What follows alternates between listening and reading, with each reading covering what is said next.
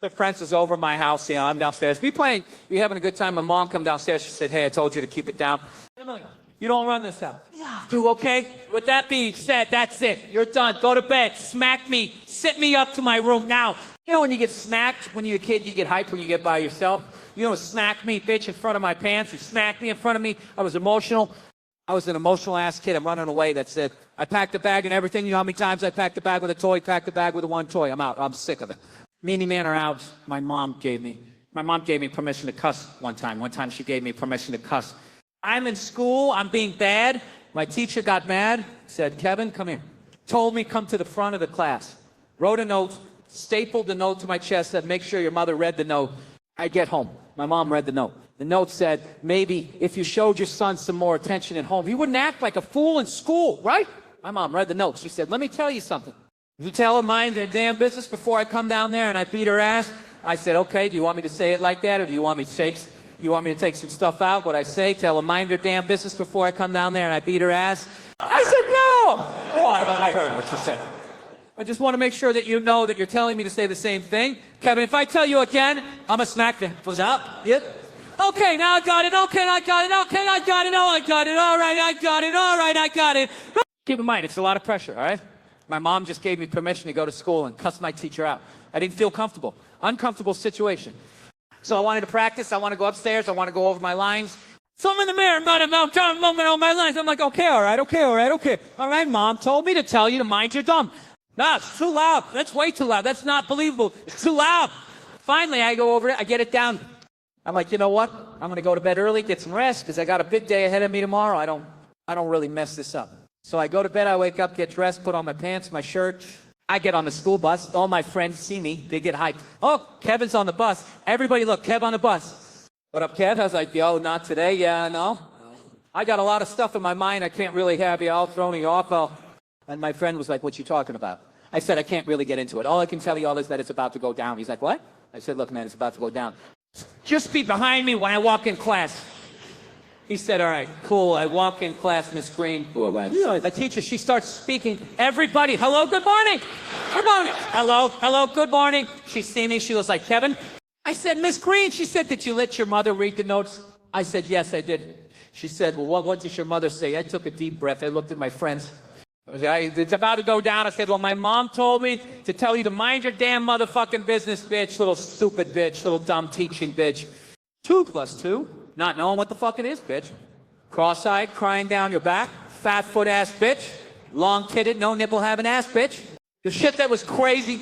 My friends was in the background. It was like, oh, they said, no nipples. I got suspended. I got suspended in an ass whooping. My mom beat the shit out of me when I got home. I told you to say 2 cuss words. You said 76 of them. I thought I was Samuel L. Jackson. I'm sick and tired of these motherfuckers teaching this motherfucker school. I had a trench coat on. I flapped it. You know, when you flap it, you got to get that ear under it. Everybody in this, I don't give a dang. It dawned on me where she got it from, because I met her dad earlier that day. Her dad had one of those laughs. I call it the rich white guy laugh. You know what that is? It's a laugh that's followed by an awful joke. The joke doesn't make you laugh, but the laugh eventually makes you laugh. He found out I was a comedian. He kept trying to tell me he's like, oh, so you're a comic, right? Okay, all right. Listen, I got a joke for you. You can keep it if you want. I don't mind. Okay, all right, this is crazy. It's so good. All right, so I'm at the office. I tell this guy, I said to him, what did I say? Wait a minute. All right, I got it. Okay, all right, so I'm at the office, right? I'm at the office, and I tell this guy, I said to him, hey, pass me the stapler. When you pass it, make sure staples are in it, because if it isn't, I can't staple anything. I didn't want to laugh, but he kept looking right at me while he was doing it. Here's the weird thing you like. You know how people clap when they laugh? Like, you know, he had a clap that he would do with his laugh, but I never knew when it was coming. You know, I couldn't time it. You know how sometimes you can time a clap? I didn't know when the clap was coming, so it was hard for me to participate and clap with him because it took too long, right? But he was still looking at me the whole time. He was like, that's like 57 seconds right there. I can't wait. 57 seconds, long time ago. I still allow my closest friends to come over to my house once a month. We have game night at my house once a month. I'll be honest with you, people. I personally don't like game night. I can't stand game night. I think game night brings the worst out of couples, especially in my household, because we're way too competitive. We play Monopoly, but I don't like the way we play Monopoly. We don't play it correctly. We allow the negotiations to go outside of the game of Monopoly, for example. Here's how we negotiate. All right, let's say we plan right. Here's how we negotiate.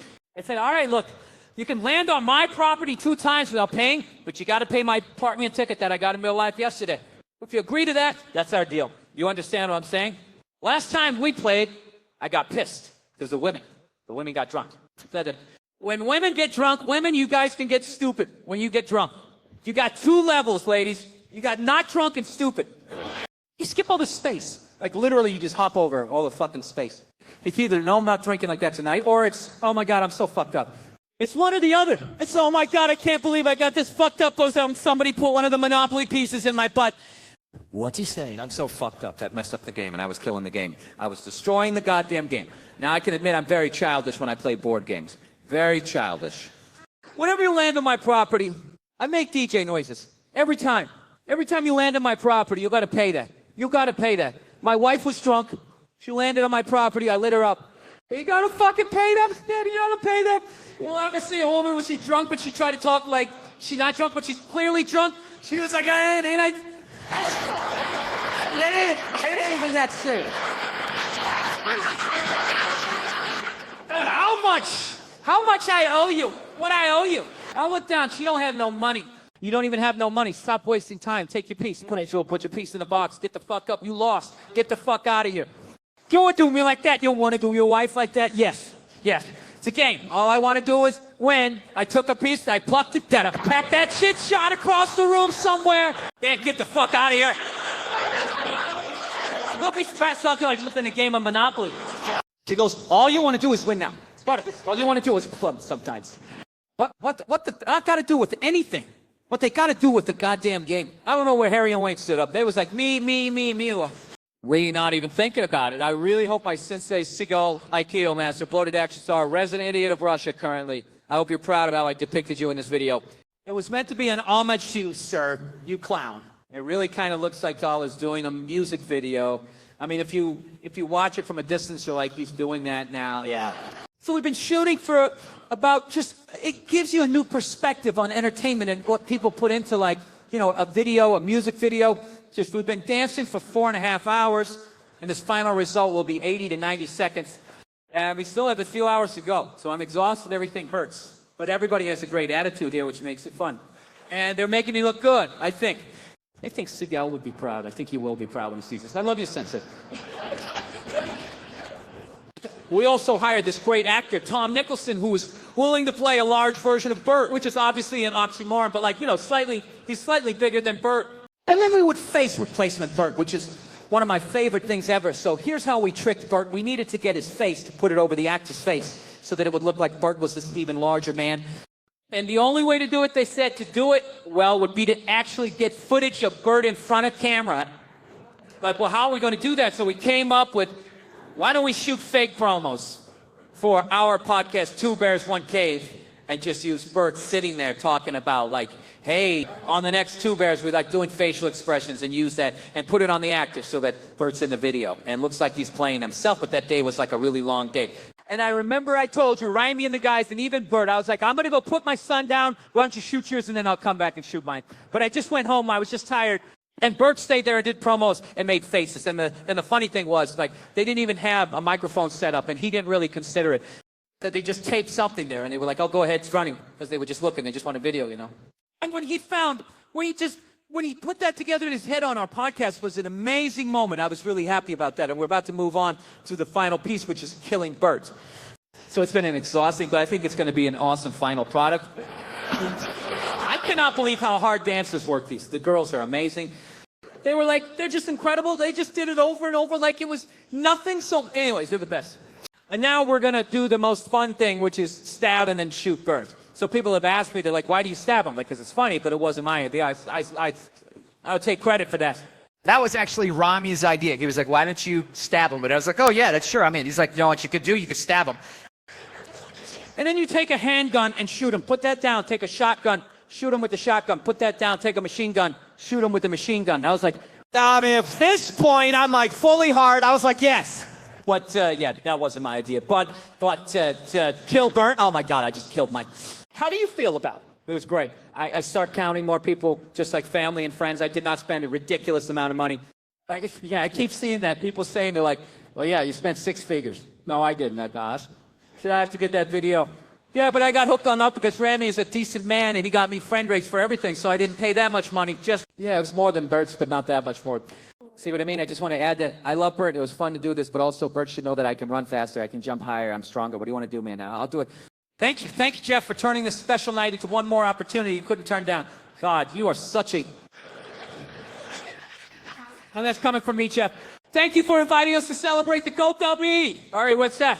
Wait, GOAT W, greatest of all time, white guy? Ah, fuck yeah. You know, our people don't get many days like these anymore. No, we really don't. Netflix was hoping some trans amputee skier was popular enough to do this, but instead they settled for the greatest white guy alive. It's rare that they let us have a night. They have taken everything from us. Golf, tennis, hockey, and even baseball. Once America's pastime isn't even played by Americans, now they're trading. But tonight isn't about them, it's about this incredible white American man. 2 solid whites. And ladies and gentlemen, tonight isn't just about Tom Brady's dream of securing a future for white children in this country. No, it isn't. Tonight is about celebrating everything Tom Brady he stands for. He is so good looking. Oh, he is gorgeous. Look at the picture. Who takes this picture? Was he pregnant?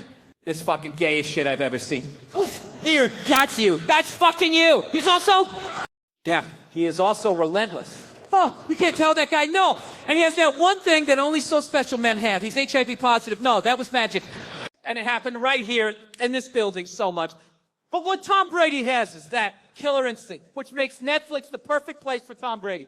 Yes, because if there's one thing that Netflix loves, serial killers. Don't believe us, let us compare him. That's another famous TV, Ted Bundy. He's gorgeous, too. I think I might need him in the hall pass. Bundy has so many emotional traits that Tom has. Let's take a look. Wait, what's this? This is the psychopath checklist, developed by Robert Hare. It has helped me understand my wife better. And as you can see, Tom Brady checks all the boxes. Maybe they should call it the Brady list. Believe you me, Bert, one day they will. Glibness, superficial charm. Brady's got it. How does a smile just disappear like that? It doesn't end there, Bert. Grandiose sense of self-worth. This motherfucker's got it. Well, to be fair, Giselle got half that check. Yeah, that's a good point. Oh, fuck you. Oh! Is she here? I'm so dumb. Brady even has the need for stimulation, prone to boredom that all the psychos have. I'm retired. I'm not retired. Tom Brady is 100% a psychopath. He's from Northern California, like the Zodiac Killer. He choked a couple times in New England. Yeah, the Boston Strangler. Ah, yeah, and he chewed up and spat out the competition just like Dahmer. What about another Netflix documentary, darling? Jeffrey Epstein. Well, he wasn't a serial killer. He just had a sex trafficking ring. And unlike Tom, it was a ring he earned legitimately without cheating. He is an ice-cold killer. Nobody, no, that was Aaron Hernandez, Tom's best scene and favorite target. Look at this. Just a couple of goofballs having a laugh. Oh, my God. What? I just realized it hit me. Tom Brady is just like another famous, not-so-nice guy. Wait, you mean the notorious team leader who was told he wasn't any good, but he still pushed through and made sure everyone knew his name? You got it, Hitler. Yeah, so alike. The only difference is they look so cute together. They do. The only difference between Tom Brady and Hitler is that Hitler stuck with his wife until the end. At least Hitler had the balls to do what we wish Brady would put a bullet in his head.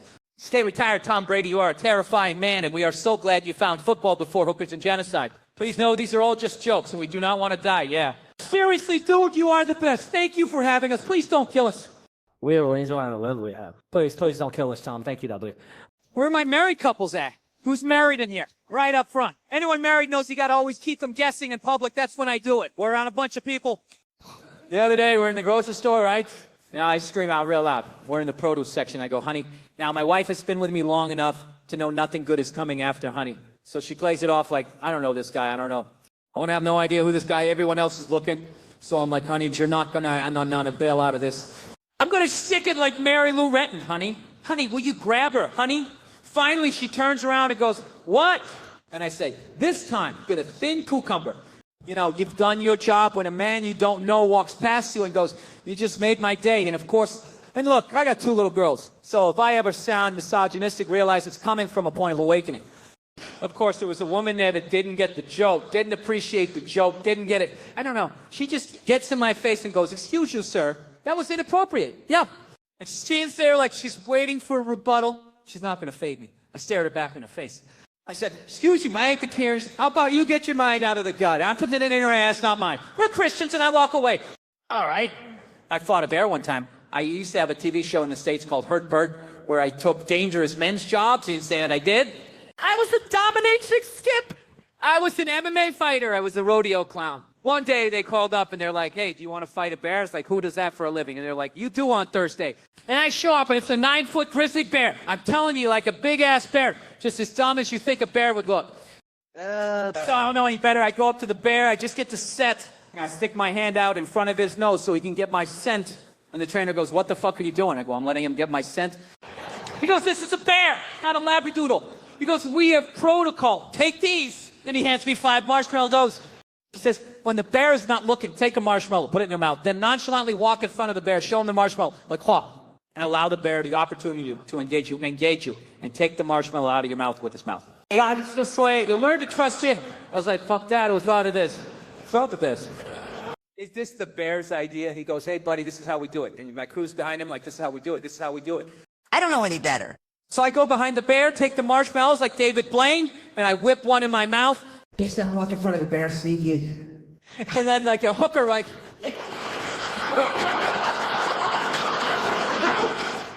and then like a hooker, like... The bear out of the corner of his eye sees the marshmallow and loses his shit. And I'm going, that he rushes me. And with the grace of a frat boy trying to close the deal at 4 a.m., tongue kisses it out of my mouth, tongue in. Bears never brush their teeth. I'm making out with a homeless guy 5 times in a row. I get done. And the trainer's like, fantastic, we're ready. I go, whoa, whoa, whoa, whoa, whoa. Jim, you haven't learned anything. He goes, what are you talking about? You learned the most important lesson. I go, what's that? And he goes, the bear likes marshmallows. I go, what am I supposed to do with that knowledge? He goes, listen, if you get in trouble, just very confidently say marshmallow. Now, what will happen is the bear will hear that, and he'll give you some space to do your trick, but we'll hear it, and we'll know you're in trouble, and we'll get you out of there. Yeah, but he thinks they're inside me. What if? He's like, don't worry, I kinked him. He goes, you'll be fine, let's go. And I swear to God, the bear is smiling. He's like, oh, bitch, I know how to get marshmallows around here. I gotta tap you out, dude. And he grabs me and he put me in a bear hug and locked down and just starts grinding on my ass. Now I'm looking at the crew, the trainer going, hey, marshmallow, fucking marshmallow, get me the fuck out of here. Marshmallow. The trainer looks scared and he jumps in front of me. He's like, go limp. I'm like, oh, please be talking to me right now. Is there a bear cock climbing up my jeans? About the split center scene. Just, oh, marshmallow. So I go limp. Yeah, looks like I'm getting date raped by a bear. I slide out of his paws, and that's the last thing I remember because apparently his instincts took over and he sat on my face, and that's the last thing I remember. My wife, who I had brought this set, I've been dating 2 months, and I was just trying to impress her. You know, my wife is a redneck, like a real redneck. Like her parents met on Ancestry Mingle. Like when she talks, you smell biscuits. Like she's not afraid of big animals that she grew up around that shit. She just goes over, grabs a marshmallow, shoves it in her mouth, stands by my feet and goes, the bear that takes his balls out of my mouth goes over to her, takes a marshmallow to her mouth. They pull the bear to one side, her to the other, and they drag me under a tree. And that's where I woke up, in the lap of my producer, Tim Scott. And I woke up and I said, what happened? And he looked at me, he's like, well, he got raped and teabagged by a bear. You might want to get tested. He goes, but that chick, that Leanne chick, I think she saved your life. And my wife comes over at that exact moment and leans in and her head blocks the sun. There's a halo from the Lord himself surrounding this woman's face as she leans in. And you're like, really fucking, that's my narrative. She leans in and goes, are you okay? And I look up, having just faced death at this woman's face with an aura around her head. And I knew at that very moment, I said I would have never done that for her. Thank you guys. Have a great night. It's our last night of partying, everybody. Well, not you. You live here. But I gotta go home and be a dad tomorrow. Yeah, everyone got the stomach flu, and I gotta show up and be daddy on duty. And I've been partying for 2 days. I'm not ready for it. I'm not a good dad to begin with. I'm the kind of dad like, okay, yeah, the other day I farted in a McDonald's cup, and I put my hand on it, and I walked it over to my daughters. I was like, girls, you're never gonna believe this, but I just caught a few. Now, there's a part of me who was like, is that the right thing to do? When I got him, you know, it's a guy when you fucking got him, they're like, oh my God, because they believe. I'm like, take a look, and they're like, I don't see it. And they start crying. But that's your job as a parent, really, is to explain to them why that's funny. I said, girls, I'm teaching you comedy. Those are the basic proof principle. Is a comedy misdirection followed by a surprise. You thought it was a fairy. You had hope in your eyes when you realized it was a fart. Then look, you made that. That look makes daddy happy. They didn't get it. We go inside. These bitches snitch on me. Say to my wife, they're like, daddy's making us eat farts. That's not what happened. That sounds weird. Like, we're behind the garage. I'm like, fucking take it. My wife explodes. Shouldn't you do that to a little girl? Well, let me tell you something. You want equality in the workplace? You take a fart to the face. That's how that works. Happened to every boy in here. Hey, you want to see what a dream smells like? Sure thing, Uncle Dave. Next morning, my daughters wake me up by the young one, the fucking lunatic straddling my throat. The big one's right next to her going, Daddy, wake up. I got a joke for you. I open my eyes, and the thumbsucker says, guess what's in my hand? Now I'm fucking panicking. I'm thinking, did she find our gun? How's this going to end? But it dawns on me. Every guy knows what's in her hand. What's in her hand? A fart pom-pom. We've all done it. And if you haven't done it as a woman, try it next time. Take a look at that. Like, I'm almost proud as a parent that I taught her a joke. She's using back on me. I'm beaming with pride when I'm like, I don't know, baby, what's in your hand? She says, a punch in the mouth, bam. Oh, I did not see that coming. I don't know what look I made, but it must have been good because these two fell on the ground and started laughing their tits off them. And then they stopped because they realized I'm not laughing. They're like, whoa, it's a joke. I go, yeah, I got it. They're like, is it funny? You go, yeah, it will be when we do it to your mom. These two, their sense of humor is sick. And I say that knowing one morning, this is a while ago, this is when we lived in an apartment. They woke up at 5 in the morning because they're training to be fucking farmers or some shit. Either that or I'm a meth lab out of their closet, I don't know. I see them laughing hysterically on the baby monitor, like two homeless guys who just found a 22. So let's get haircuts. So I go downstairs. This is what I see. Isla, my lunatic, the one that she's naked, which isn't weird, I know. You're like, oh, really? No, it's not that weird because I don't wear underwear. Apparently, I told her one time, you don't need to. I don't remember. I guess I told her sometimes you got to let your shit breathe.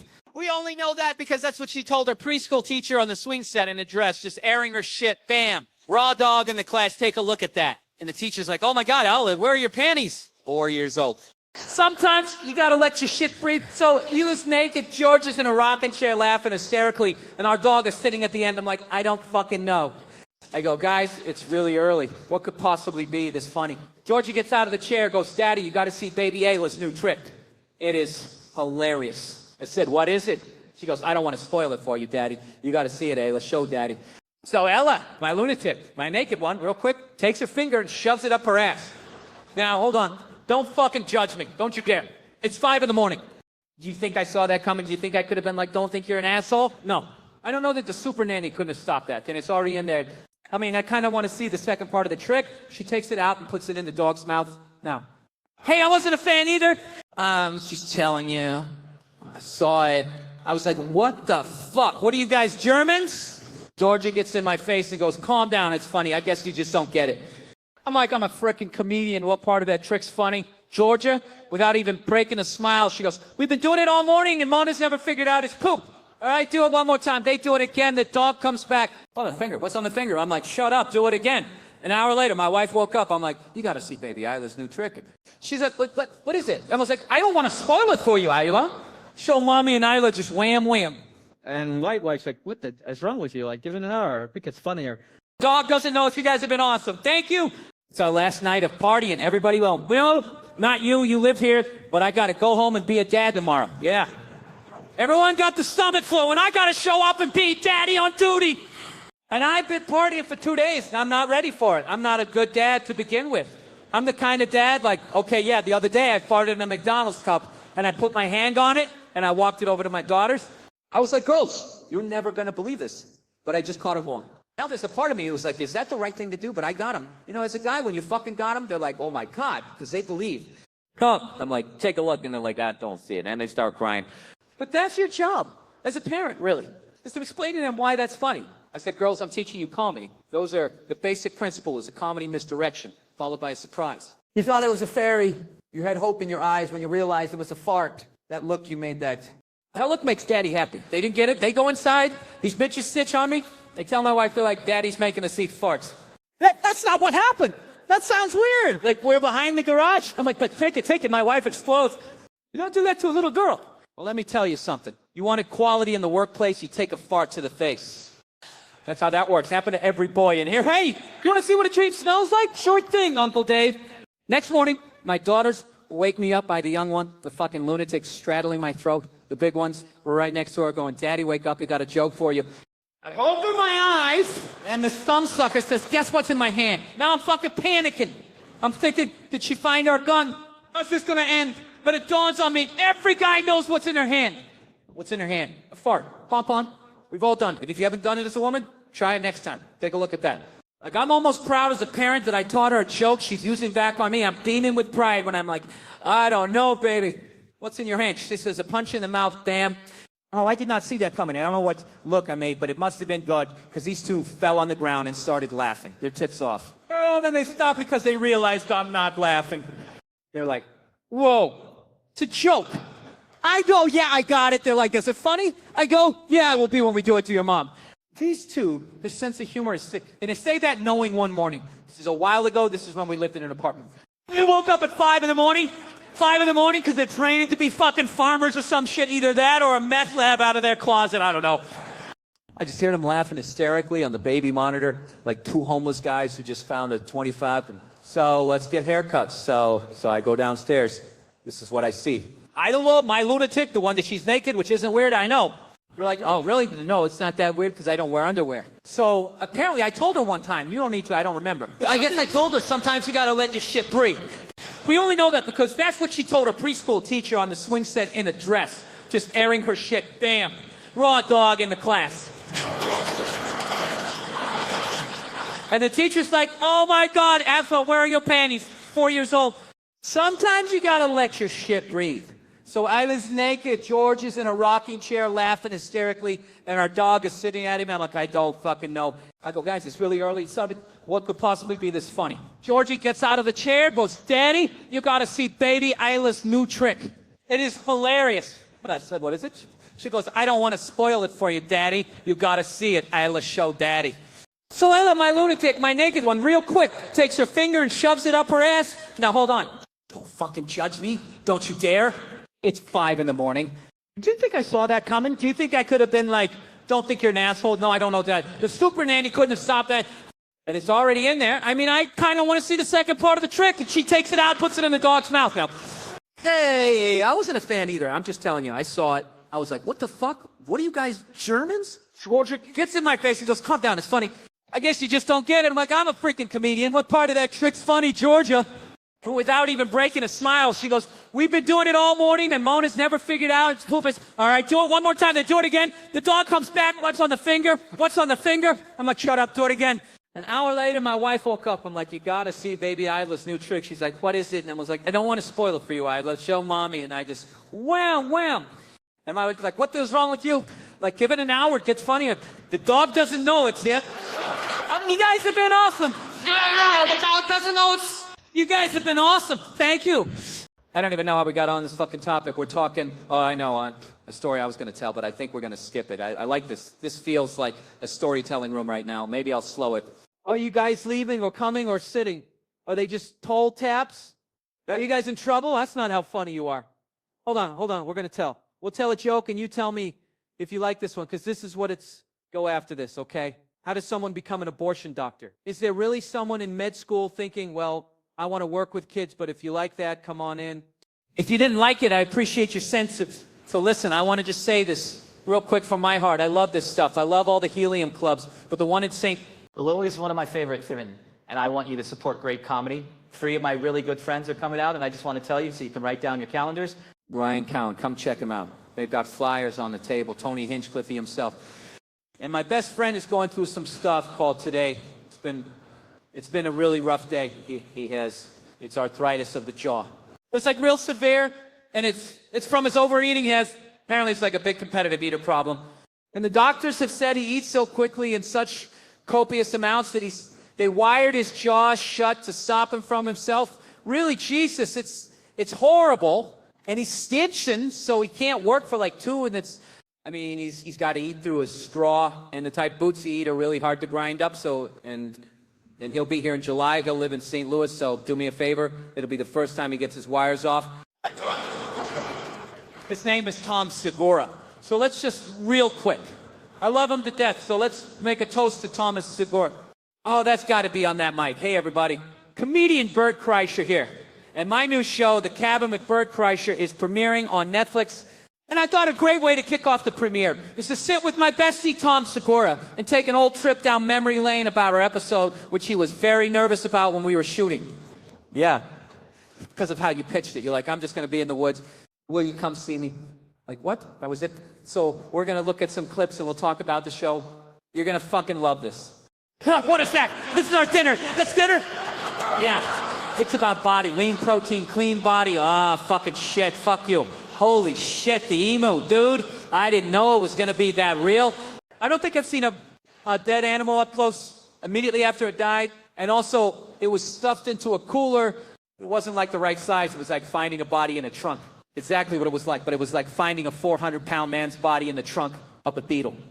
The emu was enormous. And it was just like stuffed in, like they just killed it. And like no one can know. They just stuffed it in there. Yeah, it was startling to see. Man, look at the feet. You just throw the feet. Oh, I missed those.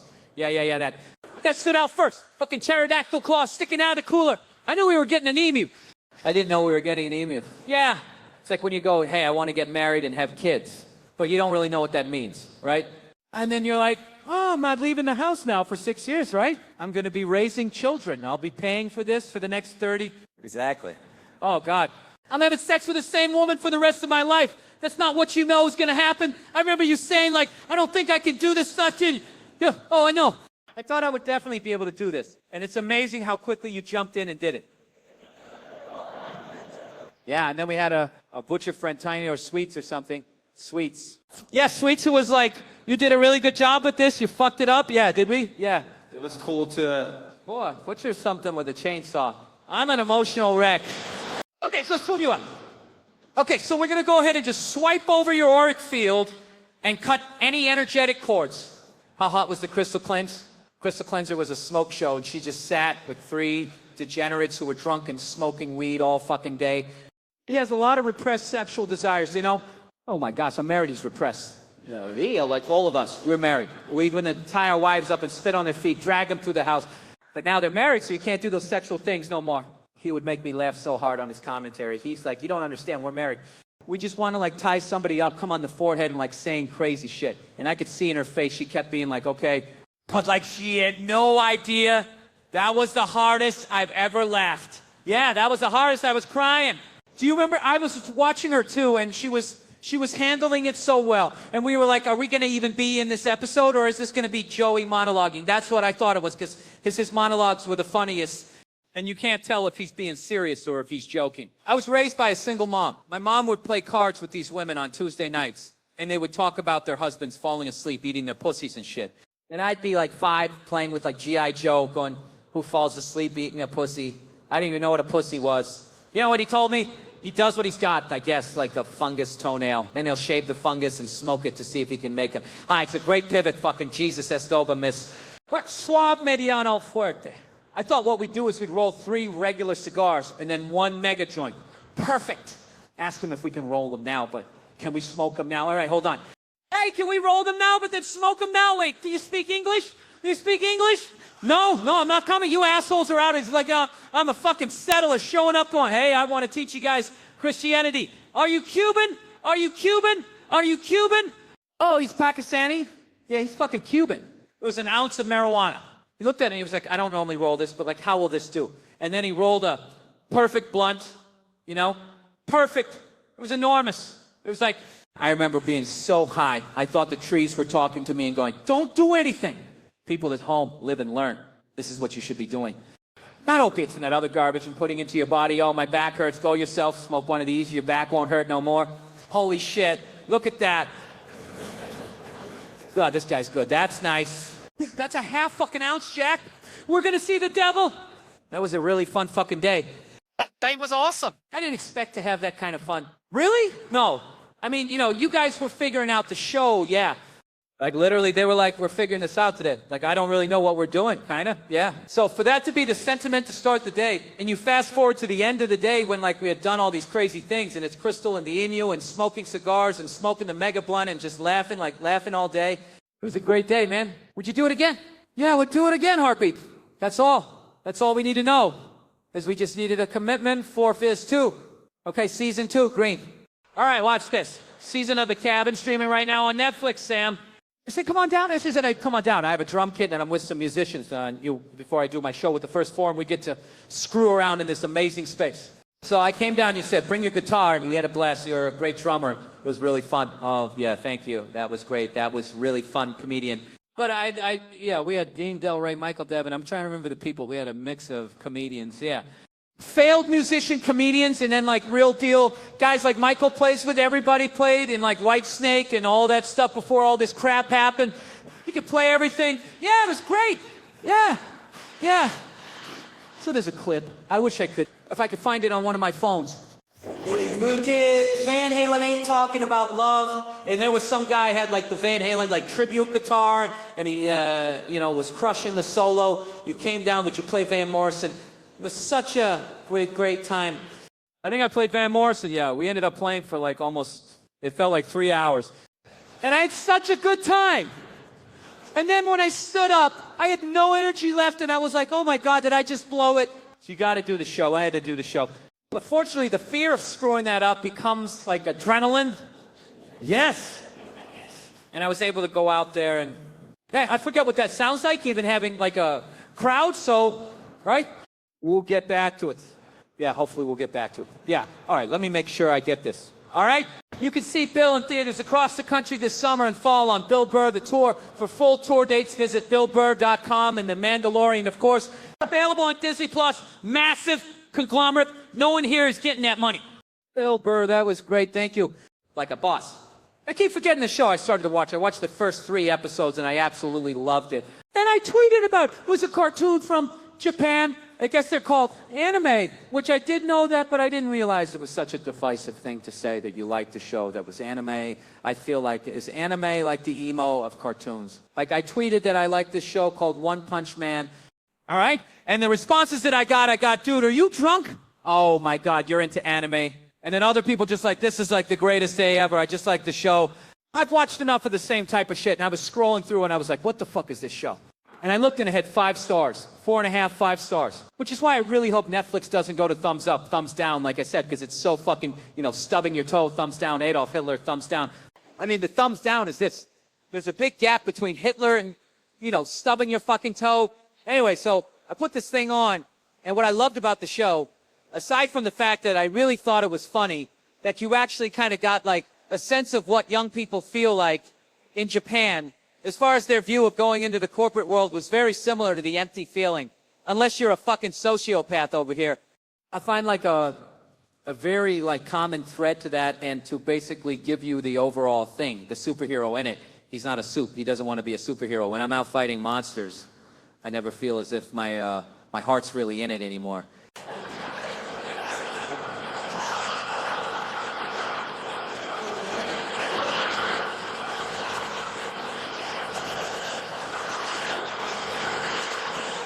I mean, I just do the hero thing as a hobby, all right? And he fucking trained really hard because he wanted to be the strongest guy in the world, and in his training he lost all his hair, which is hilarious, and he's really self-conscious about it. But he ended up developing like this punch, and no matter what monster he runs into, he doesn't give a shit whether they kill him. He's just completely devoid of any like passion or emotion. Like what happens to you when you get shoved into a fucking cubicle? And he's got this one punch, and he just can punch so hard that no matter how badass the monster is, he gives him one. Somebody said they should have called the show The Fair at their Fred. And he gives him the bam in the face, as Eddie Murphy says, in the face, yes, in the face, yes, in the face, yes, in the face. And their head explodes, and the monsters that he fights. You also get more of an insight into where people's heads are at in Japan. And it was like, one of the monsters he fought with some giant virus sent here by the Earth to get rid of it. All the humans because of what we've done to the planet. So there was an environmental thing then. My favorite one was this guy who was Crab Man. He was half like up top. He was all a crab, and then the bottom, he was half a guy, and he was in, with the bottom half, he's in his bare feet and tighty whities. Bet you're a new businessman already, hating the daily grind. I ate too much crab and turned into this crab lante. You should be crapping in your pants right now. Why aren't you running? And the guy's like, oh, I ate so much crab meat that I became a fucking crab. And see, and to me, he represented the upper 1% corporate guys, on some power lunch, just eating all the sushi and just take. Nothing spiritual about him. So he gave him the old right there Fred, and then he fought this fucking lady. And she had command of all the mosquitoes. And she'd sick the mosquitoes on everybody, suck all the blood out of you and all your energy, and then it would make her stronger. And to me, it's like, oh, this is a gold-digging, blood-sucking whore, right? Come on. That wasn't nearly enough blood to satisfy my needs. Now go get some more for me. And then once she got it to do it to all the animals and everybody there, she didn't need the mosquitoes anymore. She told all the mosquitoes to go fuck themselves. And I'm like, slash. This is also somebody who becomes successful and forgets where they come from. And they look at everybody where they used to be as like a bunch of fucking peons. A bunch of little insignificant little mosquitoes. I no longer need my tiny little helpers. I mean, just look at how strong I've become, right? It's a lot of levels to it. Or you can just get fucking high and watch this bald-headed dude fucking punch half a crab in the head and watch it explode. I enjoyed it. Keep it up for me. The money comes in, the parade comes to town. Going down Broadway is a one-way street, whichever way I go. First heard about white privilege, I had no idea what it was. I was like, everybody doesn't get to do this. It seems as if there's so job interviews. Right as I get out of the car, you're hired, go home. We'll see you tomorrow. This dude is knocking it out of the park. He's one of my favorites. Here is Bill Burr. Look at you. How are you? Oh, I love that, Doc. You did the audience a plaid applause for everybody. Yeah, there he is. Come on, keep it going. For him, it was really, you know, you relate to adults differently, people that you knew forever. And I always hated when somebody who didn't have a kid goes, you don't get it, man. You don't get it, do you? And I was like, fuck you, I get it. It's like having a dog, but it's more intense. I love the racist white guy thing. The thing that a bunch of racist white guys, they came out of the forest and they were just going Trump, Trump, Trump. It's like, where were all these racist white guys the last 2 elections when they could have voted against the black guy? They were fine. Oh, I don't mind the black guy, but this white lady, we got to stop her. Going to take a four-wheeler. You really are the whitest person I've ever seen in my life. Yes, serve me well. I've never worked for anything. Yeah, I was born on a yacht. It's just all been downhill. I don't even mean it. I don't mean it in a genetic way. I mean, like I do you. I'm talking full-on white privilege. I was stunned when I first heard about white privilege. I had no idea what it was. I was like, everybody doesn't get to do this. It seems as if the song never changes, job interviews. Right as I get out of the car, you're hired. Go home. And we'll see you tomorrow. You want an office? You were on a stand-up comedy tour of the world. Is it the world? I think we could say the world. The white world. The white world. If I went to Europe, they just pulled back like I was actually doing that. Was it a racist tour? Well, let's go through the countries. Maybe it was the white. Oh, yeah, it was pretty. That like was pretty white. I went on. What the hell was I? I did England, Iceland, getting whiter there. I sat in the corporate at Santa Claus's house, whitest dude ever. Then I kind of did. I don't know. I went to Germany and then, I don't know, Austria. Where were you received most warmly? As far as like them getting me the best, I guess I would call it the Midwest of Europe. Oh, was the Budapest, Vienna, and Warsaw. Wow, yeah. You were like the same kind of idiot that I was. And we just like locked in and I had these great, like I was in Budapest, I was on stage, like, geez, I'd shoot a special here. Yeah, people look great, yeah. They were just going along with the left. And it must be really strange to be popular and well-received in a place where English is not their first language. Yeah, no, it is. But you got to understand that everybody has like Netflix, so all you're getting is just what people that are into you. It's not like I walk around hungry going, hey, how's it going? People look at it. The hell is this guy talking about? Like they don't know me. The people that know me, and then they show up, and that's all I need. So like every person we would see, like for instance, here at the Royal Albert Concert Hall in London where you shot your special. And when I watched it last night, it was great, by the way. Thank you. So, but when you walk out on all these English people, there's a lot of people, they're thrilled to see you. That has to, I would imagine that means something more than, you know, going back to Boston. Yeah. No, it's very, very humbling to sit there and be like that. All these people from this far away want to come out and see you. And then that's when you can get in your head and start going like, do I deserve this? What am I doing here? And Royal Albert Hall is beautiful. And it's like, I got a bunch of jokes. Why am I here? Yeah, there's like symphonies performed there, you know, and then I'm coming out. Hey, you ever been going to the bathroom? And blah, blah, just like, so there's a lot of that, yeah. When you travel around the funniest parts, when you get really far east into Europe, is they get like really like logical. And I remember bombing. I can't remember if I was in Finland or Estonia. I was just bombing and I was just going, my God, what's going on? And like, I noticed their heckles. They were like trying to like solve the problem of the joke. Like you tell a joke and I wouldn't get a laugh. Yep. And somebody, well, why didn't you just say you were sorry? So I was just like, oh, is that what you guys are trying to do? So it's like I had to kind of figure that out. And no, if you get into like countries where they don't believe in an afterlife, you get a lot of that. Very logical. Yo, there's no like, hey man, there's none of that vibe. It's just like this plus this equals that. It's like, all right. That's kind of funny, yeah. You know what I wanted to ask you about, because I know you're a big Patriots fan. Yes, Antonio Brown. Yes, are you excited about him being on the team? We'll see what happens. You never know. What I like is it's a one-year contract. That's perfect. It's like a weekend in Vegas, right? No matter how crazy she is, It's gotta end. You're gonna be on that Southwest flight. I think he's gonna be good. I don't know. I think there was a little bit of, you know, a little bit of him, maybe seemed like they were finding him, I think. Wasn't there like something in his contract where if they find him enough time, then they didn't have to pay him a signing bonus? I don't know, but it seems like if you miss a practice, then you get fined because practice is part of the thing, yeah? Do you think like if he'd go, he's also a Raider. I thought like that's what you're supposed to do. Show up dressed like a pirate, threaten somebody's come in with booze on your breath, and then as long as you scored a touchdown, you were fine. That's the way the Raiders were when I grew up, so I was a little surprised. Were you thrilled when you read that he went? He signed with the Patriots so very quickly. And Tom Brady even invited him to come live in his house. Yeah, I know, it's nuts, the whole thing. Every time I think it's over, another good thing happens.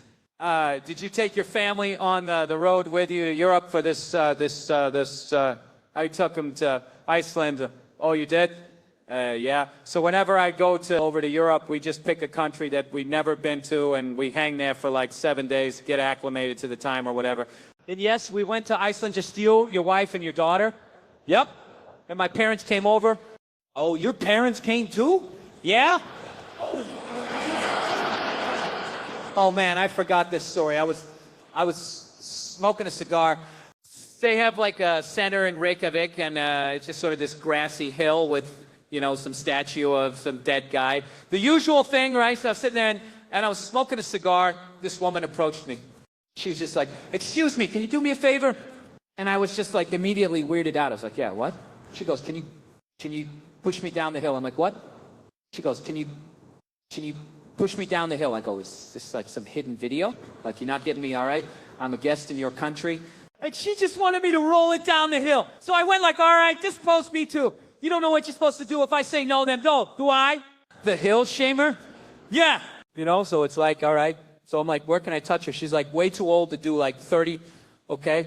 So I pushed her and she went, She went down the hill and I thought it was over. I was like, all right. She rolled down towards the street. It's over.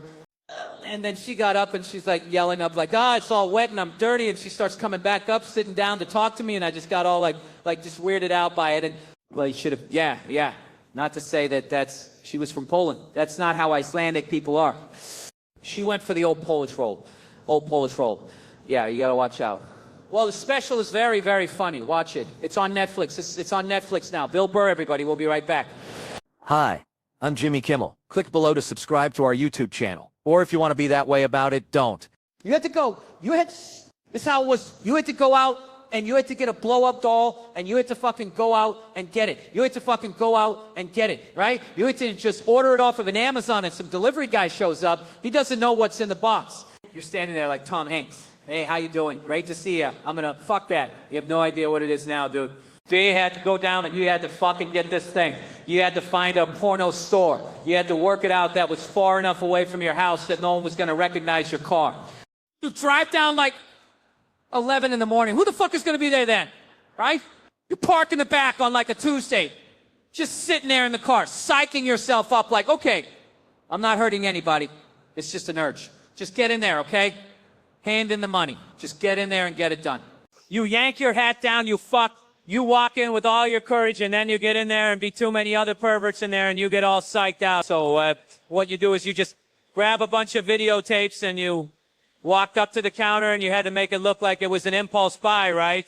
And you're walking up and everything. All the creepy shit was behind the counter, right? Just fucking heads and feet. Just an ass body part. Serial killer buffet. What fucking world am I entering? Oh, my God.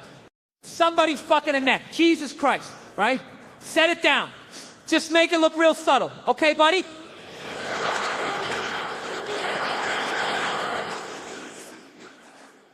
Not gonna be all? Yeah? No, maybe that. Maybe that thing down the end with the surprised look on its face. Maybe I'd like to take a shot at that. I don't know. The guy wraps it up, and then you finally get it. You give him the money. You fucking run out to the car. You have this whole weird emotion. You're like excited. You hated yourself. Thank God I finally did it. What the fuck is wrong with me? Just drive off. You go back to your little shitty fucking apartment and you had to blow it up quietly. So none of your neighbors heard, just like, you got excited, start going a little faster and just watching this thing slowly coming to life, just like, right?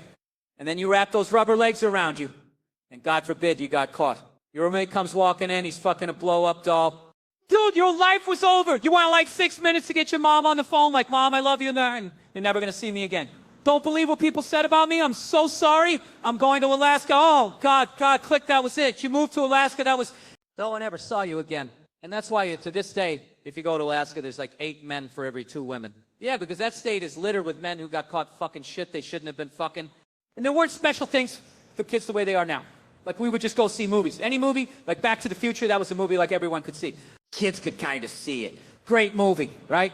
I rewatched it recently. It's a very weird movie. Marty McFly is a 17-year-old high school student whose best friend is a disgraced nuclear physicist.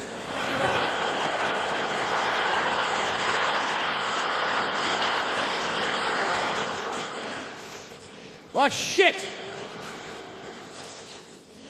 Do you notice they never explain how they became friends? They never explain it. There's not even in a lazy way. Like, hey, remember when we met in the science building? Like, they don't even do that, and we were all fine with it. We were just like, what? Who's his best friend? A disgraced nuclear physicist. All right, proceed. What a strange movie to sell to be a family movie. 2 guys had to go in and do that. They had to be like, okay, we got an idea for the next big family action comedy. All right, it's about a guy named Marty, and he's very lazy. He's always sleeping late. Well, okay, is he cool, like Ferris Bueller? No, but he does have this best friend who's, you know, a disgraced nuclear physicist. I'm confused here. This best friend, this is another student, or, oh, no. This guy's either like 40 or 80. Like, even we don't know how old this guy's supposed to be, but one day, the boy and the scientist, they go back in time and they build a time machine. Whoa, okay, I think I see where you're going here. They build a time machine and they go back in time and they stop the Kennedy assassination. Oh, wow, that's a really good idea. Well, we didn't even think of that. All right, well, what did they do with the time machine? Well, now I'm embarrassed to say. All right. We thought it would be funny, you know, if the boy, if he went back in time and, you know, he tried to fuck his mom. I don't know, we thought that'd be fun for a sad. But no, good point. No, he doesn't get it. But because this family friend named Biff, he comes in and he tries to rape the mom in front of the son. The dad's got to beat the rapist off of her. And also, we're going to imply that a white man wrote Johnny. Be good. So we're going to take that away from him. Well, this is the best movie idea I have ever heard in my life. We're going to make 3 of them. Yeah, you say they go to the past? How about we call it Back to the Past? No, Back to the Future. Right, but they go to the past, yo. Obviously, John Mulaney, that's a given you would call yourself this, but the Sack Lunch Bunch? Where'd you come up with that? The Sack Lunch Bunch. I wanted a name of like a groovy old like name, like in the 70s, you know, there'd be shows that were like, you know, the Scrapyard Gang and stuff. And I wanted to call it the Latchkey Kids. Do you remember that term? I was like a latchkey kid, I guess, because my parents had jobs that we'd come home here and we'd watch TV and we'd enjoy it. On the news, they'd be like, Latchkey Kids. It's a terrible thing. And he'd be like, no, it's not. And then Sack Lunch Punch, you know, 2 words of it rhyme. Yeah, there you go. Not a lot of science to it. There are so many wonderful songs in this. Yes. Wonderful composer, Eli Boland. Yeah. Who we worked with on documentary now. He's fantastic. We've written songs together before. You wrote an Emmy. We won an Emmy. We wrote a song with Justin Timberlake and we won an Emmy. Now, question. Yes? Okay. We won it. Okay, so the song was a monologue song for Justin Timberlake. On the ballot of the Emmys, it said Justin Timberlake's song. Yeah. Then below, it was the much more popular Mother Lover by The Lonely Island with Justin Timberlake and Andy Samberg. Yeah, but ours was called the Justin Timberlake song, and we won. Yeah. I was wondering, do you think people thought that that was the Lonely Island song? Yeah. I think it's like those weird, like when they have like Palm Beach, Florida, and they show you the ballots, and you're like, oh, that was way too confusing. Yeah. It was a Justin Timberlake song, Mother Lover. And you're like, I like that one with Justin Timberlake. This is so many... Grandmother's Boyfriend is a fantastic song. Oh, Grandma's Boyfriend, Paul, thank you. Yeah, Grandma's Boyfriend, Paul. There's a song called Noodles and a Little Bit of Butter. Plain plate of noodles. Yeah. Do flowers exist at night? Do flowers exist at night? I wrote on the subway. The lyrics, I have no musical ability, and it was based on, I mean, the lyrics are exactly the process I went through as a kid. I couldn't picture a flower at night. And if I'm to be honest with you, I can't now. Can you picture one at night? No, I guess not. So I would lay in bed, and the lyrics are, do flowers exist at night? Do flowers exist at night? I keep meaning to check, but I always forget to see if flowers exist at night. And I remember laying in bed once when I was like 9, and I was like, I forgot to look again because we had like a couple tulips in front of our house, yeah. I was going to go see what they were doing. Did the kids ever, I mean, like, did they behave on set? No. But they did?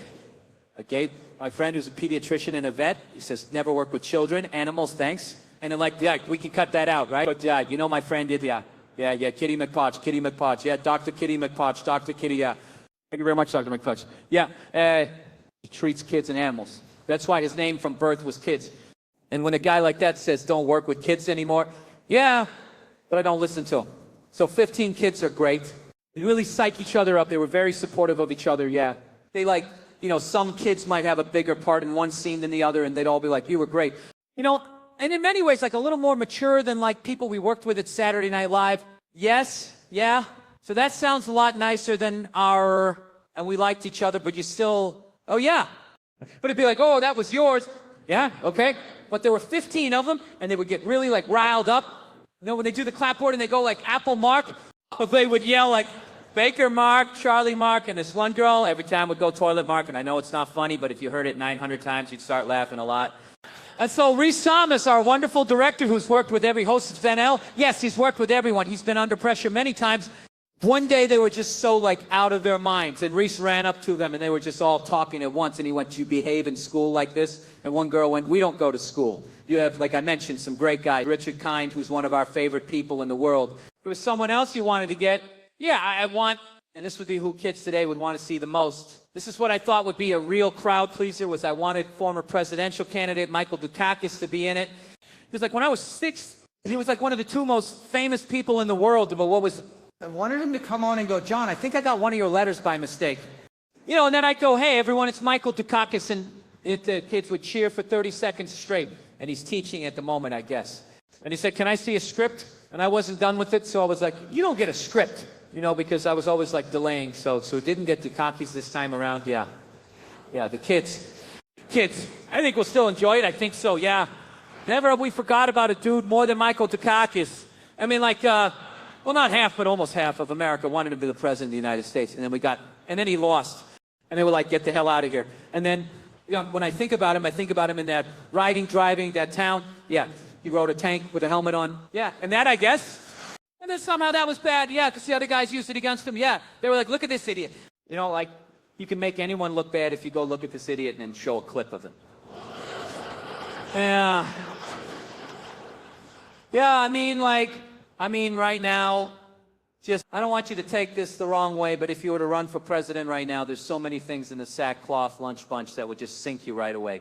Or just take the pediatrician vet joke and do it in slow motion. Go look at this idiot and go like, "My friend's a pediatrician," and you'd win. I'm still over you.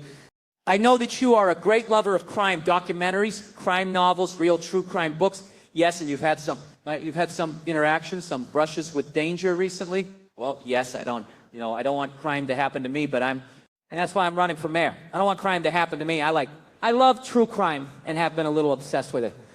I went on a date once with a wonderful young lady who halfway through the date revealed that her dad had worked on the Joan Bennett case. And I was just like, whoa. And then I asked her 1,000 questions about Joan Bennett, and we didn't have a second date. But I have always wanted to solve a crime. And I woke up a couple months ago. I was on a break after a lot of touring, and I went outside my house in Los Angeles in my car. Well, my car was shut. I went inside, and it had been rummaged through. Someone had been in there, and they left a hat. They left a baseball cap on the passenger side seat. So I go, huh.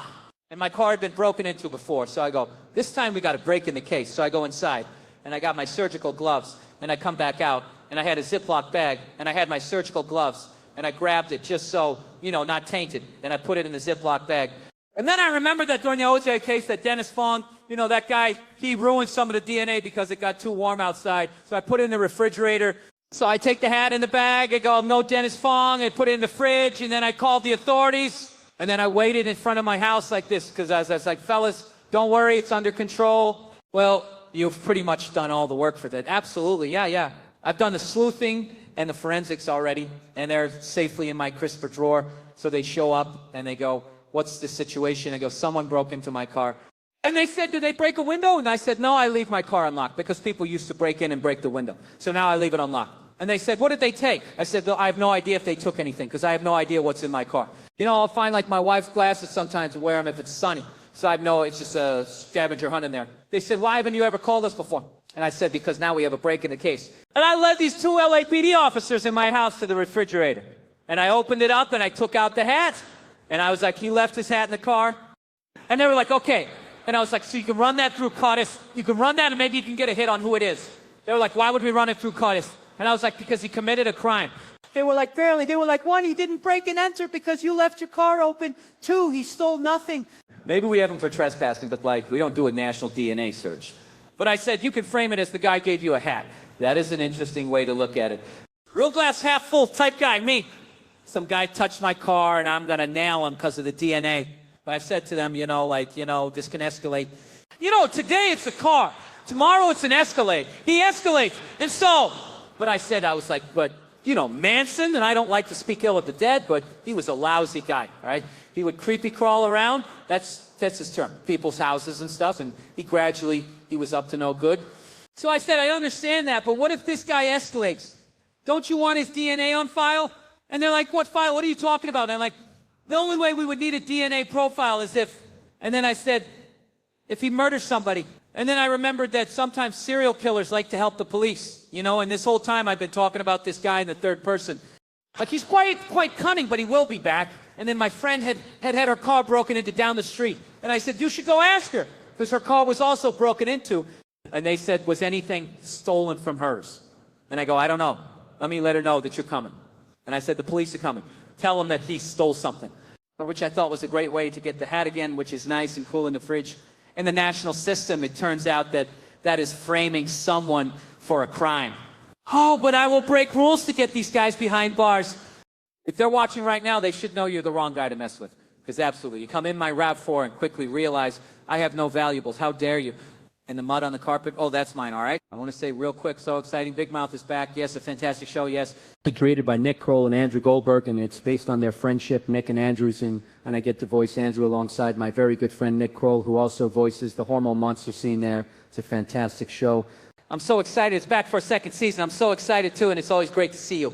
Congrats on 9, Sam. Please give it up for John Mulaney. Hello. Hello. My name's John Mulaney. How are you? I am. I'm going to do stand-up comedy now, which is like a funny speech. Okay, I'm good. I spilled the free water on my pants backstage, and I was nervous to come out because I thought that you would think that I had peed in my pants, and we need to stop being worried about that as a society, because guess what? No one anywhere is peeing in their pants and then just going about their day as planned. Just like I seem to have peed into my pants. Off to the side until completion, but I have appointments I'm a soldier on. I'll sure get a lot more done now that I don't have to go to the bathroom. I see people in bathrooms. They're like under the hand dryer, like roasting their genitals enough. It doesn't even look like pee. Have you ever actually peed your pants? Of course you have. It's like an abstract painting down the inside of your thigh. Comes out the bottom of your shoe. Pee is like fire in the movie Backdraft. It goes where it wants. Also, it wasn't water. Yeah, it was pee because I stopped peeing, but I didn't stop, and it kept coming out a little bit. I'm 35 now. That's young, but it's also not. My wife is in love with this Timothée Chalamet, son of a bitch. He's like 21 years old. It's a joke when she kids me about it, but it's not a joke, and I'm 6 feet tall. It's like a big deal to me. I don't know why it's a big deal to me, but I like that I'm 6 feet tall. We were coming back from dinner the other night. My wife walks past me. She goes, Timothée Chalamet, 6'1", and I just internalized it. And then the next day I looked it up online, and it said he was 5'11", so I leave the garage. My office is in the garage, and I go into the home where she is, and I go into her office, and I go, he's 5'11". She goes, what? Oh, you go, the boy, he's not 6, he's not 6'1", he's 5'11". What the hell are you talking about? He said, I'm 6 foot, I'm taller than the boy. He said Timothée Chalamet was 6'1", he's 5'11". She goes, I was fucking kidding, my wife is very tough, she's not sensitive. Sometimes I think she's gonna be sensitive. I got like a back x-ray done because I don't sit up straight, and they saw in the x-ray, they saw a shadow on my lung. Okay, everything's fine, by the way. But this was back in the fall, and I was on tour, and I didn't want to tell her over the phone, so I waited till I got home, and then I sat her down. I got home that morning, and I said, hey, sit down. I need to talk to you. And this is not a bit, which is what I have to say before I say anything serious to her. It's her.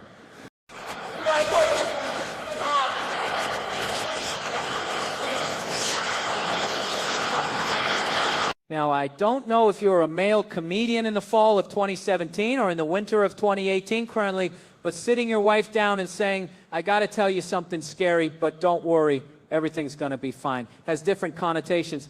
My wife said, what the hell did you do? I said, no, I might have lung cancer. She said, oh, thank God, this is a beautiful event. Well, I'm really happy that Lauren and Seth had me at this. It's great to give to charity. You got to be careful about who you give to, though. Because sometimes you give to someone that you think is deserving, and then there's someone else who is equally deserving, and they totally get shafted. Like in Charlie and the Chocolate Factory. What if I didn't explain what I meant? Like Charlie in the Chocolate Factory. All right, good night, everybody. No, remember, Charlie gets a golden ticket. He can take one person with him to Willy Wonka's Chocolate Factory. And he says, I know who I'll take. I'll take Grandpa Joe. And Grandpa Joe says, really, Charlie, you're going to take me? And they go to Wonka's factory. And there's some shenanigans, but there's a lot of life lessons. And in the end, they get the greatest gift of all. And it's a wonderful tale of the human heart, isn't it? Well, guess what? Charlie has a whole other grandfather. And he doesn't give that other grandfather jack shit. His name is Grandpa George. In case you've forgotten, it's Grandpa George. And he sleeps in the same bed, foot to foot, with Grandpa Joe. And he looks like a turtle, and he doesn't have a line in the movie. And he doesn't get a goddamn thing. Charlie Bucket waltzes in, waving gold around, and goes, I know who I'll take. And then he walks over to that four-person nightmare that is his grandparents' bed. He walks over to that Mount Rushmore at bed stores. He goes, I'm going to take Grandpa Joe. And he kind of gives the finger to the other three grandparents. And now maybe you're thinking, hey, Grandpa Joe, maybe he deserved to go. He had a tough life, right? Because remember, Grandpa Joe, he says, I don't know if I can go, Charlie. He says, I don't know if I can go, Charlie. I haven't walked in 40 years. Wait, let me check. Then he lifts the world's worst smelling duvet and he gets out of bed and he can walk. Fuck you. You could walk this whole time, you walrus mustache, son of a bitch. You John Bolton looking asshole. We've been supporting you while my mother cooks laundry soup, while singing Cheer Up Charlie, which is an awful song, and we all fast forward through it. Good night, ladies and gentlemen. Thank you very much, Sam. It's gonna be crazy. It's gonna be funny. And I'm in the edit and I saw it. I was like, this shit looks stupid. I was like, I ain't using this one. And I was like, I told you, Tall, that's just what we're into. Yeah. So let me ask you a more serious question, and anyone can answer this. What do you think has changed about Kevin the most since he's had such success? No. Kevin takes more baths now, so when we first met Kevin, it was at least twice a week. But now, Kevin, hard shower, yes. It consists of nothing but cologne, and you spray it all a lot. There's also another phrase for that, but I'm not saying what it is. I'll say, Yeah, you can't say that anymore. no, you can't say a lot of things. You know what, Kevin? Besides being cleaner, he hasn't really changed because he's always been an asshole. Like the same shit that he's doing now, he's been doing it from day one. He's been a piece of shit from the beginning. And we can't say nothing. Like, you know what? He's always been a piece of shit. We can't blame him on the money. So it's the same dude, consistent. Yeah, you don't pay on time. That's my... You don't pay on time? Definitely not. Definitely not. What is going on? All checks are late. This is actually an intervention surprise. We want our money. Yeah, here's the thing. They talk about me, right? Just to clear up so y'all don't think I'm a dirty ass, let me tell you what they're talking about. I'm always on the go. So when we land and we get to a city, they can go to their hotels and go to sleep. I'm the guy that's got to land and I got to go to the radio station. I got to go to the TV station. You went to a radio station for Pride? I don't do radio no more. You don't do that? I did that. But I will agree with you. Listen, when you have a crew of people like microstaff thinks I just lie in my fucking pool all day and then come in for an hour, they don't know what I'm up to. Not much, but you know what I'm saying? They think I go tanning and then I go get my nails done and then my doctor goes down on me. They don't know what I'm up to. They think I'm just living the life of Riley. I'm not saying I'm not, but I do work harder than they know that I work. I just don't go in and advertise about it. I advertise it. Yeah, well, you should. I mean, it seems like you're paying a lot of people I do. That's the thing. That's what's fucked up. I pay way too many people. To be honest, Chelsea, I realized this last year. I don't need y'all. I told you all that I am so ready to cut this shit off. I'm so ready to cut this shit off. No. Most people say that once they've made it, but if you were to call him 7 years ago, he couldn't be alone. That's why we're all, no, of course not. And he does need you, and that's why he's paying you to stick around. That's right. All right, let me ask you a question right in our group. Here's a question for you. And I'm flipping your interview for a quick second. Out of our group here, yes, from looking at, I'm going to show you the comedians. All right, that's a comedian. Yeah, he's a comedian. Okay.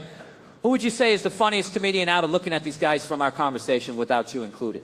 I don't know these guys as well as I know you. I would say that you're, not you. I would say you said I'm a funny smile. No, I think you are funny. I can tell that you're funny. You're a little bit like under the radar. I would say you're the funniest because you look the smart. You know what? Yeah, you look the smartest. I think smarter is funnier, right? So it's about time. Praise the Lord. Won't he do it? Won't he tell the truth? What would you say about 9? He hasn't really said anything. Hey, she knows, so it's hard to say. But he's shy, and shy usually leads to funny, you know, when you get around the corner. So I'm the worst. He said, I'm the worst out there. Yeah, you're the creepiest for sure, the creepiest again. I have a half-hour special on Comedy Central, go on demand. And we got the Plastic Cupboard special on Netflix, right here on Netflix. There you go, don't plug away. I'm not getting no laugh. I had a really good time with you guys, and I'm really happy you all came. I like this. We're evening out the balance of my show. It's a male-friendly and major quota for the year. Yeah. You don't need no more black people. It's a wrap. Here you go. Remember that episode with Kevin and he had the black guys with him? We did it that episode. We made our season 2 of Kevin Hart Presents Heart of the City premieres Friday, November 3rd on Comedy Central. And you can go to kevinhartnation.com for tickets to see the guys on the Irresponsible tour. Yes, we're in the city. Joey, how you doing? That's you, Joey. All right. Since you got to the end of that video, I'm going to show you something that's going to blow your mind. I realized that I've never walked up this staircase on my set, and I don't know what's behind this door at the top. So we're just going to find out together. And hey, guys, hit the subscribe button right now for more. Hey, it's me, Sack Lunch Punch, Mr. Music. Hi, Mr. Music. And I'm here to teach you about music. Yeah, I have a clarinet. Yo, put away your skinny trumpet. Instruments are stupid because there's anything everywhere. Yeah. Oh, yeah.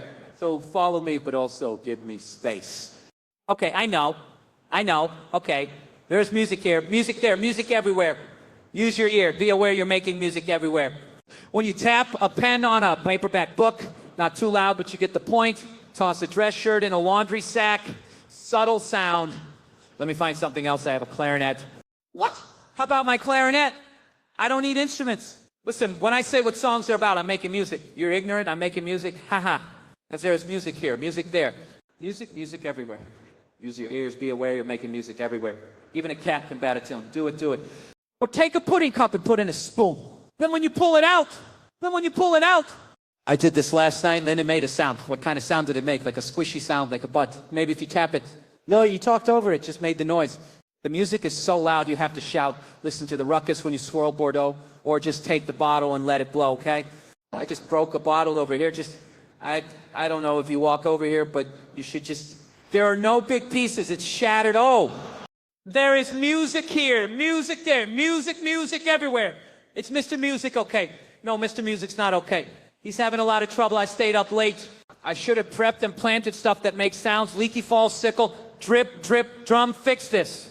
This new modern toilet makes quite a sound. It's louder than a gong. When you flush it down, just lower the boom. Just work with me and just lower the boom into the toilet bowl. Now I have to wait for it to be ready again. I don't want the commode to overflow, okay? Now it's safe to flush again. Damn it, I need my tattoos. Jump up on your Tempur-Pedic bed and tap dance. So loud you wake the dead. Mama told you not to make a peep. Well, clickety-clack. And wake her out of her sleep. Oh, my head landed weird on my ankle and it popped. Did you hear that? It was like music everywhere. What time is it? Am I supposed to do an hour? No. Who told you that I could do an hour? Absolutely not. Give me the clarinet you mentioned before. I said I didn't need it. Give it to me, please. You'll never believe what a sound it makes when I throw it out the window and the window breaks. No, that's my clarinet. It landed on a truck full of pillows that was passing by. Only then, Lord. You don't want me to make music, do you? Maybe grab that cat by its tail, hey, please. Now, swing it around. Then the cat will wail, ow, Mother Mary. There's glass here. Who put glass here? I'm so stupid. I stayed up late trying on clothes I already own. And I didn't prepare and I failed. Cat, I think that even though most of the things you did weren't audible, you're just trying to teach us that music can come from lots of things that aren't instruments. Yes. You see, you understood what I was trying to say. Music is more than just the songs you hear or people singing. It's what you just said it better. Hey, Mr. Music. What you did was really funny. Watching you run around. When you're back over there especially, we want you to know that we don't judge you. We don't care. You don't care? No. Right? No. We don't care. Who cares? Nobody cares. Ha ha. Everybody sing together. Cast and crew. Cast only. Music here, music there, music everywhere. Use your ears. Be aware you're making music everywhere. What a game day to learn so many topics left to touch when you're feeling scared. Look for music anywhere. That's a picture wrap on check. Kill it all, everybody. Thank you. No, I want this. I'm keeping this. Yeah. They are loved the world over because they're recognizable. You can be anywhere. You could be in the third world, okay? And you get a glimpse of a Hollywood star, and it makes you feel better, okay? You could be a little child, a little Asian child with no possessions and no money, but you get a You see a picture of Angelina Jolie and you think, mommy. In Philadelphia, we're filming Untouchable, okay? And I had a day off, so I decided to go to the Sixers game. James Harden is playing in the game. And the whole first quarter, he's off. And I was like, you know, why'd you off? Because you're in my city. Your beard stinks. I hate you. I was like, I hate your calves. I told him, I said, I think you got butt shots. I was saying a bunch of stuff to him and he got mad. He said, remember all this? He said, I'm about to cook you. I said, you going to cook me? Well, put me in the pot because I'm ready to be cooked. We're talking like I don't even know why he's paying me this. At some point, I was like, James, this is very unprofessional on your behalf. You're not even supposed to be talking to me this much. James went on to score 55 points. Here's the bad part. They beat us by 30, and with like a minute left, he was dribbling the ball and staying in the half court, and he was just staring at me. He goes, tell your team what you did to him. And I said, you keep your mouth shut. Besides, of course, a national family that gets dressed up in costumes, but also, do you somehow kind of want the monarchy to survive? And is that why I like The Crown on Netflix? Because it's a throwback to a time when that I did live through, but I was a baby or I was a little kid. The Crown shows how miserable life can be as a monarch. That's true. And so in that light, I can see why Harry and Meghan left. So I guess it's not weird. It's of note, I guess, but it's understandable, and there is press coverage of it. Yeah, but not as much as the presidential election or the worldwide pandemic. Yeah, I don't mind. I don't mind having you out here, but in the future, if you want to talk things like this out, a phone call, maybe it's better. Okay. You know, we'll see whether we can use, but, you know, fair warning, it might be online only. Yeah, that's fine with me. I appreciate the time. I think we're short, but I do thank you, as always, for giving me this platform, and the next Royal Watch will be a little more focused. There's just a lot going on with those Windsors. Thank you, Seth. And as a student reporter once wrote about me through, thank you for the laughs, albeit virtual ones. We'll be right back with Amy Adams and then Adams. Ted, go to sleep, Maddie. Maddie, go to sleep. Maddie, go to sleep. Go to sleep. Maddie's not working now. Well, she's not a clown. Nothing happens by yourself, right? Everybody needs a team. Look, you look great. Don't say it, just to be saying it. You look like a king in a sling. I think it was really important to show, even when we think we're alone, we're not. And that it takes a village.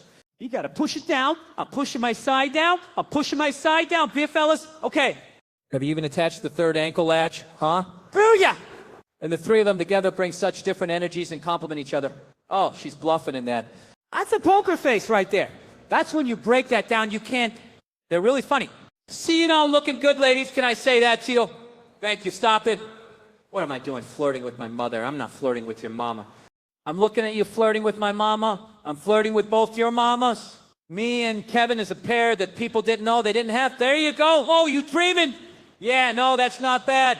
You want like white noise. Matt's friends are definitely a wonderful support system through all the difficulties that Matt has to face. Let me try to figure out. I work at Chipotle. I write Marinos all the time. It's great to see the characters come to life, and it's also great to play off of the other surrounding cast. This film is so fantastic. I mean, it's so moving. It's so funny. It's got something for everyone. We got Kevin Hart as the quarterback, so we're in great hands. Good vibes, good energy. You acting like a dumb mother fudger right now. Why are you saying fudge? Because it's a baby right there.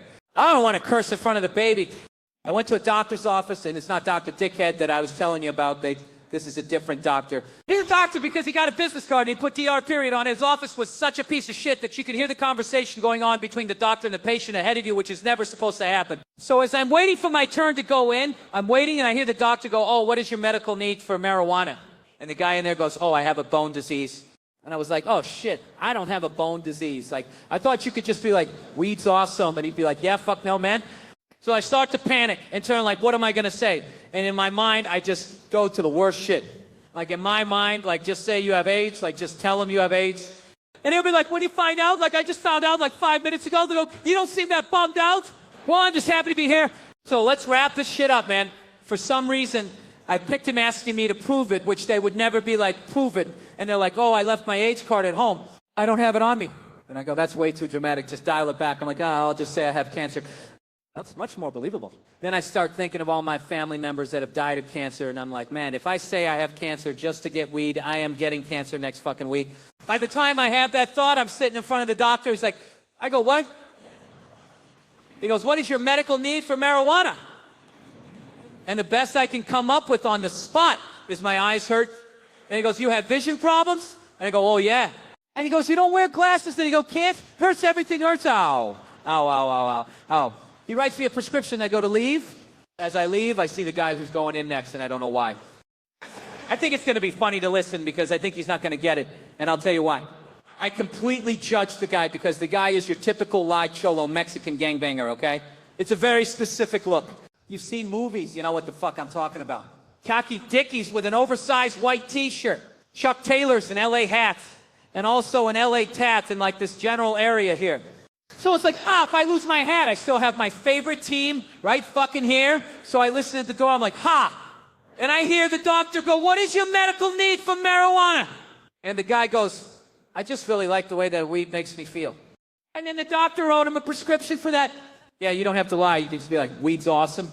And he's like, yeah, I fucking know. I feel sorry for all the people with diseases that keep coming in here, man. And the last dude's eyes didn't even work. It was sad. You're lucky you have your health as safe. I moved recently because of you. Nice folks, I could buy a nice house, and I'm very thankful for that. And yeah, thank you. I bought a house in a neighborhood, though, that I think is too nice, you know? Like, it kind of reminds me of a store. You ever walk into a store and, like, right away you're like, I should leave? Like, when you get there, I feel like there's some... Whenever they offer you something to drink in a store, that's a sign, you know? So some stores you walk into and they're like, would you like still or sparkling water? And you're like, I left something in the car, I'll be right back. Well, I mean, all my neighbors, they're like investment bankers and partners in legal firms, and then I'm there like, do you eat ass or what do you do, man, you know? And they're like, thanks for buying a house. It's great to have you. Here's what's wild. A current or former United States Senator, I shall not say whom, lives in my neighborhood. Everybody talks about him. I know which house this is. I'd never met him. Now I'm home from tour, and I decide to start my day with a morning walk, a casual walk. Yeah, you know, I have some coffee. Let's get the day started. I go for a walk. I walk past this house. He comes outside. I don't say anything, right? But he yells out. He goes, hey, you the comedian? I go, yeah. He goes, where do you think the term comes from? Hello, it's nice to meet you. I go, I don't know. He goes, you think it's from people doing that? I'm like, their moms? And he goes, yeah. I go, I don't know. He goes, how many people do you think do that? I go, more than you want it to be. He's like, Ben, and I am not making this up. I could not make this up. He says to me, how about daughter? I go, first of all, that's not an expression anybody uses, right? No one's like, check out this crazy daughter fucker over here. I go, if you have kinks, we can talk about them, but not like this. I don't like this at all. And he goes, meh. And he just turns around and walks into his house. I'm like, what the fuck was that? So I keep walking, just contemplating every mistake I've ever made that led me to that conversation, and now I'm walking home. So I walk past his house again. He comes back outside. He goes, hey, I didn't want it to end like that. That was weird. He goes, I thought about it, and the motherfucker's not somebody who their own mom. I go, oh, do you? Because a motherfucker is someone who fucks your mom. He goes, and that's the most disrespectful thing anyone can do. So if somebody is particularly rude, you call them a motherfucker. And I go, wow, I am so impressed that you put that together so quickly. I can see why you may or may not be Ted Cruz. And then I walk away, oops. I'll tell you on a grand scale, who's helping nobody lose weight? It's Starbucks. This is true. They have a national training campaign to try to trick you into ordering food. And this is why they're going to order a beverage, so they try to lead you into food. Pull into any Starbucks drive-thru, and now they greet you. They say, welcome to Starbucks. What can we get started for you to eat today? And you're like, wait, what? I just wanted coffee. And they're like, no shit. What else do you want? So then you're like, I don't know, sausage? Like, what do you have? I don't respect that. I like my shame straight up and honest. And nobody does that better than the West Coast burger chain in In-N-Out. And if you've never been in In-N-Out, get your fucking life together and go. And I want you to go simply so you can experience the most shameful and honest question in all of fast food. Because you pull up and you go, I'll have a double fries and a Coke. And they go, will you be eating in the car? Yeah, I think so. They go, I bet you will, you fat pile of garbage. Doesn't that question sting? You're like, am I living in my car? Why am I eating in my car? Because if you say no, they give you a bag and they're like, leave with dignity. But if you say yes, it's an open tray, and they go, eat out of that pig. And then it falls in your lap. And they go, pick it up. And you're like, and they go, are you going to jerk off when you get home because you're lonely? And they're like, yeah, we're going to give you a free milkshake because you're bumming everybody out. We're fast food workers. You're making us sad. Get the fuck out of here.